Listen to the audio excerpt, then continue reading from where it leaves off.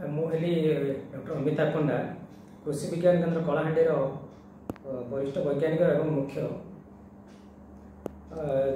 विगत 2 दिन देला आमर अक्टोबर 11 तारिख और 12 तारिख आम कृषि विज्ञान केन्द्र परिसर में 2 दिनिया वैज्ञानिक पद्धति पाल छतु चाष संबंधी एक तालीम शिविर अनुष्ठित होती। शिविर में कलाहांडी जिलार प्राय 5टी ब्लॉक रु आमर 15 जन ग्रामीण युवक युवती अंशग्रहण करते। कलाहांडी जिले में मुख्यतः जो आमर जो पाल जोटा कि आमर से साधारणतः अमल पर पोड़ी नष्ट कर दौरान से पालू किपर वैज्ञानिक पद्धति प्रयोग कर आमर छतु चाष कर से विषय ये ट्रेनिंग रे आमर विशद भाव में आलोचना कराला।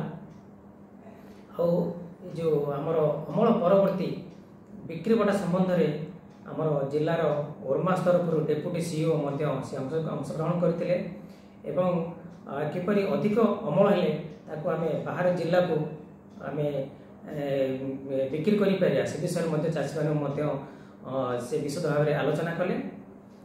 केन्द्र तरफ चाषी मानू आमर केन्द्र मशरूम डेमोन्स्ट्रेशन यूनिट एवं जो छतु उत्पादन केन्द्र स्पन यूनिट चाषी मैंने बुले देखागला।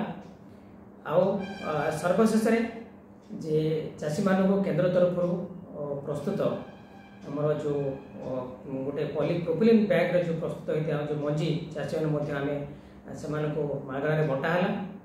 भविष्य में जिले में चाषी भाई मानू एकाठी करी गोटे गोटे महासंघ गठन करने कृषि विज्ञान केन्द्र तरफ प्रयास आमर ओरमास तरफ